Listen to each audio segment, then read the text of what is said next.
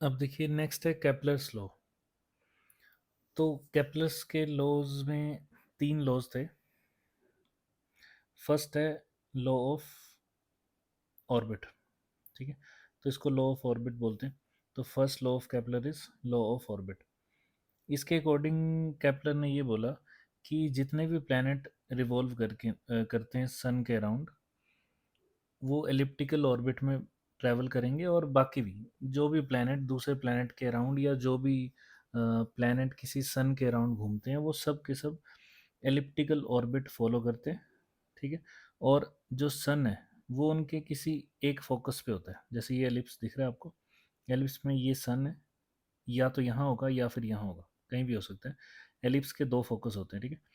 तो वो याद रखना आपने। और इसमें बोला है कि जैसे फिलहाल प्लैनेट के लिए बोला था उसने, तो उसने लिखा है कि each planet move in elliptical orbit with the sun at one focus of the ellipse. किसी एक फोकस पे सन होगा। ये बड़ा सिंपल सा लॉ था, तो इस चीज़ को आपने याद रखना है। कुछ प्रॉपर्टीज़ बता देता हूँ मैं इस एलिप्स की, ताकि कभी क्वेश्चन में कुछ और पूछा जाए तो आपको पता हो। तो देखो, सबसे पहले अगर एलिप्स की प्रॉपर्टीज़ ही देख रहे हैं हम, तो यहाँ से लेके यहाँ तक का जो डिस्टेंस होता है वो होता है 2a,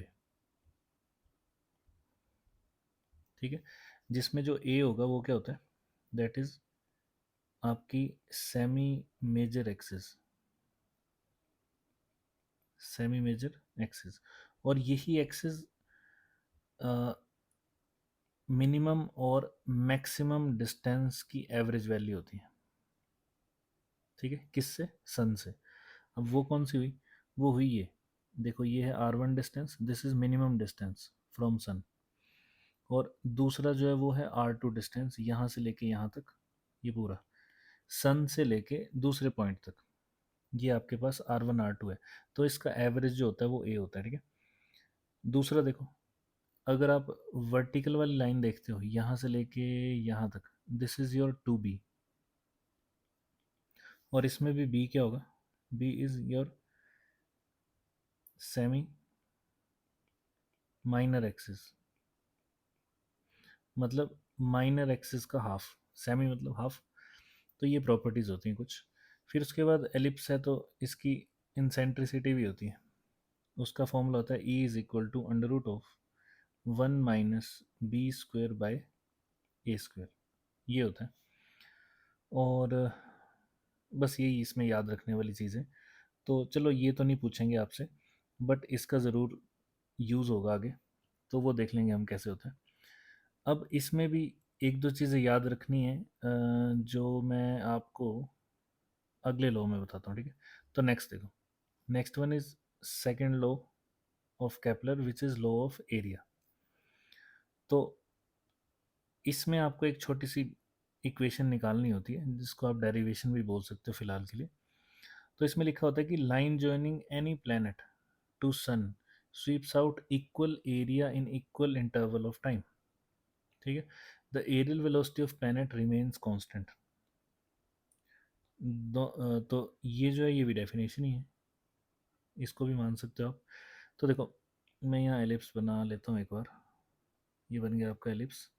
एलिप्स में इसने ये बोला कि लेट सपोज यहाँ सन है, तो सन से जो लाइन ज्वाइन करेगी किसी भी पॉइंट पे ऑर्बिट के, वो इक्वल एरिया स्वाइप करेगी इक्वल टाइम इंटरवल में। लेट सपोज ये वो एरिया है, ये सारा जो है वो एरिया। तो मैं इसको लाइंस को हटा देता हूँ यहाँ से।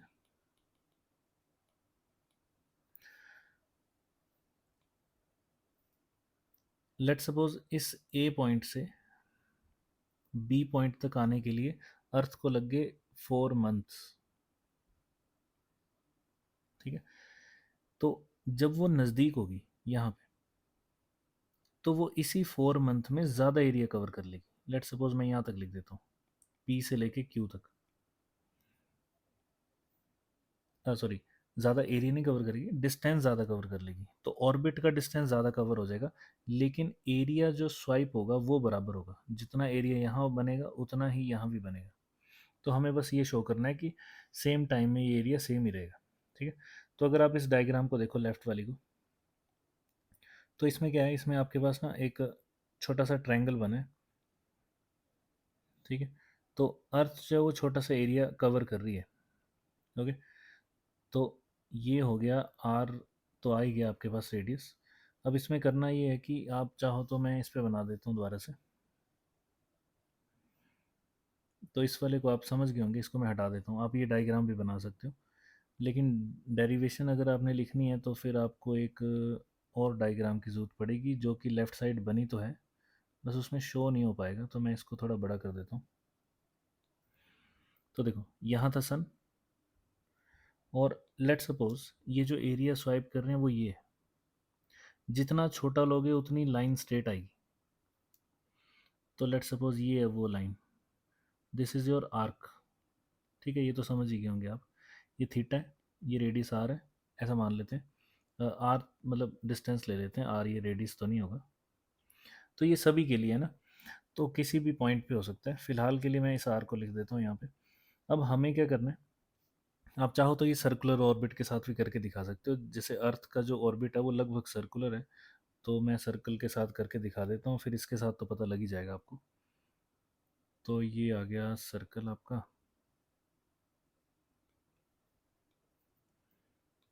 तो अब सर्कल का जो सेंटर होता है वो तो सेंटर पे ही होगा, फोकस मतलब। और ये आ गई वो स्मॉल लाइन, तो इसका मतलब ये स्ट्रेट लाइन होगी, दिस इज़ योर आर्क। अब यहाँ आर्क जो है वो रेडियस और थीटा के साथ रिलेशन बनाएगा। आपको पता है थीटा क्या होता है, theta is equal to arc upon radius. तो आर्क क्या होगी, arc is equal to r into theta. तो मेरे को तो एरियल वेलोसिटी देखनी है, तो पहले मैं एरिया निकाल लेता हूँ। तो ये जो छोटा सा एरिया स्वाइप हुआ ये है area A, is equal to कितना, क्या ये ट्रायंगल बन रहा है, तो half of base into height, base is r and height is arc length. तो इसकी वैल्यू पुट कर देता हूँ, तो ये बन जाएगा half of R into R theta. इसका मतलब ये बन गया आपके पास half of theta into R square, this is your area. तो जैसे ही आप इस एरिया को डिफ्रेंशिएट करोगे टाइम के साथ, तो ये एरियल वेलोसिटी कहलाती है। अब this is your areal velocity which is equal to half of, अब देखो इस केस में हमने सर्कल ले लिया, तो आर तो चेंज होगा नहीं, तो आर स्क्वेयर को साइड कर देते हैं, बचा कौन, D theta by d T. अगर आपने एलिप्स लेना है तो आप एवरेज टाइप की वैल्यू ले सकते हो, बट सर्कल के साथ बनाओगे तो ज़्यादा अच्छा लगेगा। तो सर्कल के साथ बन गया, साफ साफ दिख भी जाएगा सब कुछ है ना कि आर कांस्टेंट है। तो ये बन गया। अब यहाँ पे, अब ये तो आपको पता ही है कि D theta by d T क्या होता है, ओमेगा। तो इसका मतलब हम रिप्लेस भी कर सकते हैं अब इसको, तो इसको रिप्लेस कर दो, ये बन गया half of r square omega. ये आ गया आपके पास वैल्यू। हमें ये शो करना है कि ये कांस्टेंट है एरियल वेलोसिटी, तो कोई ऐसी चीज़ ढूंढनी है जो कांस्टेंट हो। तो देखो अगर ये है सन, और ये जो घूम रहा है जिसकी आपने आर्क की लेंथ लिखी है वो है orbit of earth,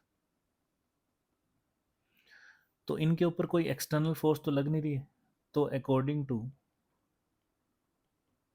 conservation of angular momentum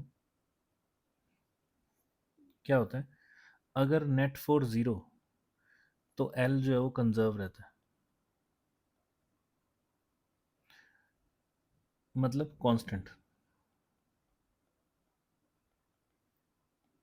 तो एल कांस्टेंट रहता है, तो हमें एल की टर्म में कुछ फाइंड कर लेना है।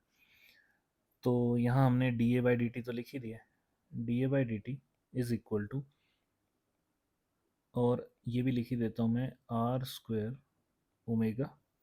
अगर मैं इसके साथ ऊपर और नीचे m से मल्टीप्लाई कर दूं, तो क्या ये ऊपर वाली क्वांटिटी l ही नहीं बन गई। अगर आपको याद हो तो l का फॉर्मूला क्या होता था, l is equal to m v r which is equal to constant, ठीक है। या फिर l जो अभी force is equal to zero होने पे कांस्टेंट है उसकी बात हो रही है, तो l इज इक्वल टू, आप चाहो तो v की जगह ओमेगा भी लिख सकते हो, तो v is equal to omega r होता है, v is equal to omega by r, और हमें चाहिए ओमेगा की टर्म में, तो omega is equal to v by r, हाँ ये होता है। तो v क्या आ जाएगा, v की जगह आप एम ओमेगा आर स्क्वायर लिख सकते हो। तो देखो ये एल ही तो है, तो इसको हटाओ, रिप्लेस करके एल लिख दो, तो ये बन जाएगा आपका half of L upon 2m। तो याद रखना एंगुलर वेलोसिटी जो ओमेगा होता है that is linear upon r. ठीक है, तो इसमें कन्फ्यूजन होती रहती है, तो आपने लिख के चेक कर लेना एक बार। तो बस ये बन गया। अब ये क्या शो कर रहा है, ये शो कर रहा है कि एल कांस्टेंट है, मास ऑफ अर्थ तो कांस्टेंट ही रहेगा, तो इसका मतलब areal velocity constant d A by d t is equal to constant. अब इसी से रिलेटेड एक और चीज़ होती है, वो भी मैं यहीं बता देता हूँ। तो ये आपने सब कुछ लिख लिया होगा, तो ये कंजर्वेशन ऑफ एंगुलर मोमेंटम हटा देते हैं यहाँ से, इसकी अब ज़रूरत नहीं है। आपको डेरिवेशन में ये सब लिखना है जो भी आपको दिख रहा है। ठीक है, अब देखते हैं और क्या चीज़ देखनी थी हमने। यहाँ पे एंगुलर मोमेंटम कंजर्व है, तो अगर मैं बात करूँ इस वाले आर की, एलिप्स की बात कर रहा हूँ मैं, this is your R2, this is your R1। ठीक है, और होगा क्या, जब पार्टिकल चलेगा तो यहाँ पे इसके पास कोई वेलोसिटी तो होगी ना। Let suppose this is V2, और यहाँ भी एक वेलोसिटी होगी, let suppose this is V1। तो अगर आप देखो कि L तो कांस्टेंट था, मतलब एम वी आर क्या था, कांस्टेंट। इसका मतलब होता है आप इसको लिख सकते हो m1v1r1 is equal to m2v2r2। इसमें से मास तो सेम ही है, एक ही तो प्लेनेट है, तो मास को तो वैसे ही हटा दो। तो देखो क्या बच गया, v1 by v2 is equal to r2 by r1। इसका मतलब v is inversely proportional to distance. तो जहाँ अर्थ सन से, ये आपका सन है, जहाँ अर्थ सन से दूर होगी वहाँ उसकी वेलोसिटी कम होगी क्योंकि आर ज़्यादा है, कंजर्वेशन ऑफ एंगुलर मोमेंटम। ठीक है, तो इसका मतलब इस केस में v2 जो है वो स्लो होगा और v1 पॉइंट पे वेलोसिटी सबसे ज़्यादा होगी। जो सब पॉइंट सबसे नज़दीक होगा ऑर्बिट का सन के, वहाँ वेलोसिटी सबसे ज़्यादा होगी। ठीक है, बट टेक्निकली अगर आप अर्थ को देखोगे तो अर्थ का ऑर्बिट लगभग सर्कल ही है, तो ज़्यादा टेंशन नहीं लेनी है आपने। तो वैसे ये स्पीड होती है। ठीक है, तो ये भी आपको याद रखना है, ये भी इंपॉर्टेंट चीज़ है, और ख़ासकर ये फॉर्मूला। तो ये था आपका सेकेंड लॉ ऑफ केपलर। ठीक है, आगे चलते हैं। Next one is third law of Kepler. Third law of Kepler भी बड़ा आसान सा है, वैसे तो इसमें आर मैक्स और आर मिनिमम लिखा हुआ है, तो मैंने आपको एक दो चीज़ें तो बता ही दी हैं कि यहाँ पे अर्थ की वेलोसिटी जो है वो सबसे कम होगी क्योंकि सबसे ज़्यादा डिस्टेंस पे, तो दिस इज़ वी मिनिमम, और इस पॉइंट पे सबसे ज़्यादा होगी तो वी मैक्सिमम। तो आप चाहो तो इस इक्वेशन को ऐसे भी लिख सकते हो,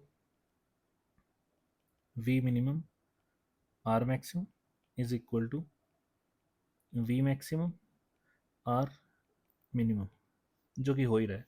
एम से मल्टीप्लाई करोगे तो एंगुलर मोमेंटम कंजर्व हो जाएगा। ठीक है, अब देखो इसमें क्या लिखा है, इसमें तो और भी आसान होता है। Third law, square of the time period revolution of any planet around the sun is directly proportional to the cube of semi major axis. मतलब आपको इसमें सिर्फ इतना सा लिखना होता है कि T square is directly proportional to a square. A is average of R1 plus R2 या r max upon r minimum. तो आप चाहो तो यहाँ पे दोबारा से लिख सकते हो, तो मैं यहाँ लिख देता हूँ ए इज एवरेज, तो मतलब r minimum plus r maximum divided by 2। This is your a semi major axis. Circular part होगा तो T square is directly proportional to r cube कर देना है। हो सकता है तो क्वेश्चन जो आएंगे ऑब्वियसली वो इसी टाइप के आएंगे, तो T1/T2 का square is equal to R1/R2 का क्यूब। कुछ इस टाइप से सिचुएशन बनाई जा सकती है, या क्वेश्चन में पूछा हो सकता है कि T is directly proportional to क्या होगा, तो आर की पावर 3/2, ऐसे भी लिखा जा सकता है इसको। तो वो लिखने के तरीके हैं, आप कैसे लिखना चाहते हो आप। ठीक है, तो ये थे आपके केपलर्स के लॉ।